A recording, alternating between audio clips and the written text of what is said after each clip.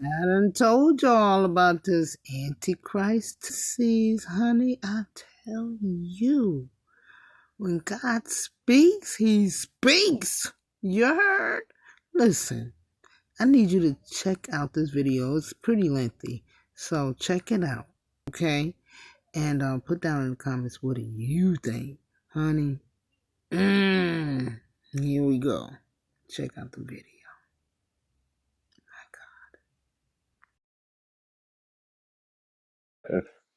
I'm not joking. This is like the Lord is like revealing himself.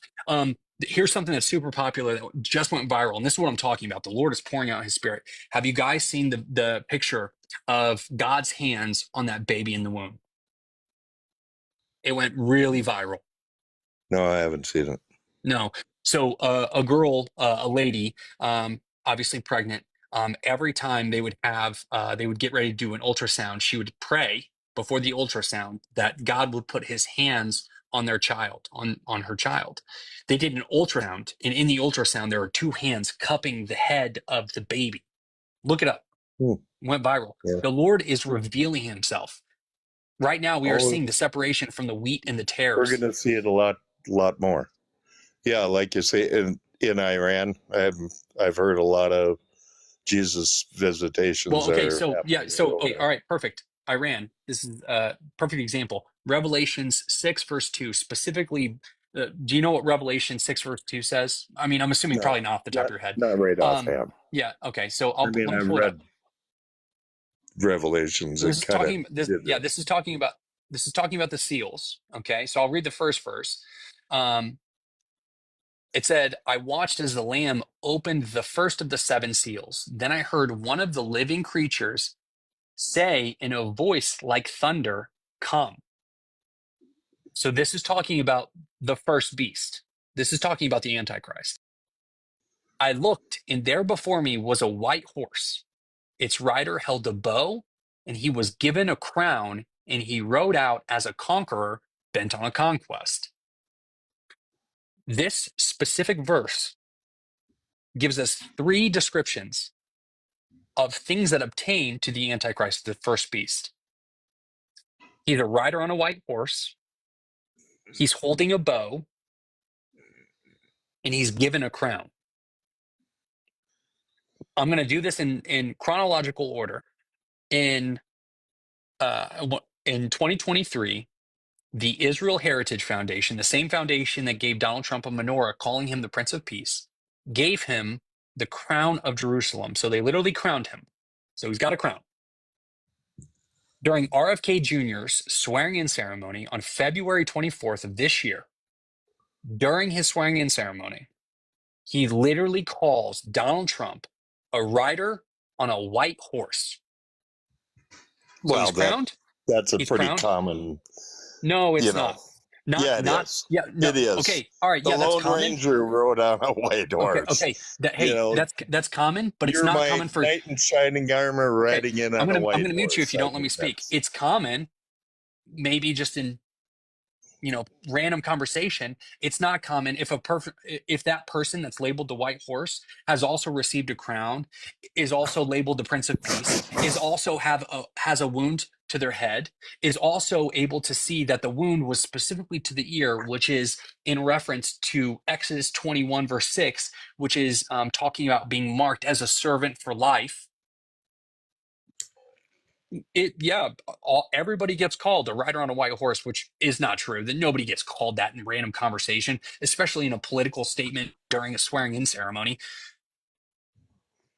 And then you have somebody who that person also matches the description of the false prophet, has a partner who matches the perfect description of the false prophet, which name again, rule of the world, little horn, his partner, oak tree, like that's not common. And that's all relevant. And so much is happening. Donald Trump tweeted out literally yesterday, I'm on a mission from God. The Sanhedrin literally. I believe he is. That's dangerous, man. That's being deceived. I'm telling you that right now. Well, we'll see. One of us is. But yeah, it's not me. Well, I don't believe it's me. I've been a Christian for 45 years. I'm 68 years old. This ain't Okay. my first rodeo. This ain't the first. It is for the time that we are in. This is your first rodeo for the time that we are in. There's never been anything ever since. So how close to the? So I heard you talk about the rapture. So you believe in the rapture? Do you not? I've wrestled with it for many years. So I'm telling you. Yeah. Okay. I don't know. The way. There's pre-trib, mid-trib.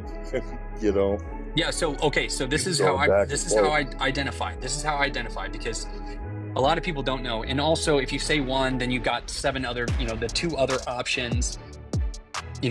Going at you. I'm pre-wrath. So I believe the rapture will be before the wrath. That's how I. Before the what? The wrath? Before the wrath. The wrath of God. Oh, the wrath. Yep. So I think that whether it happens halfway through, like the 70. Yeah. Well, it covers 2. They're pre-advent. Yeah. Because it's the last 3.5 years that are the wrath. Yeah. Yep. So do you think that we should still call it the Antichrist tendencies? All talking about is praying time, honey. You know what? I'm just looking for that day. Boy, we're getting closer to the last day. God, I'm so excited. Whenever it is, Lord, I tell you, it's gonna be about no child. Y'all coming over my house when we get there? No.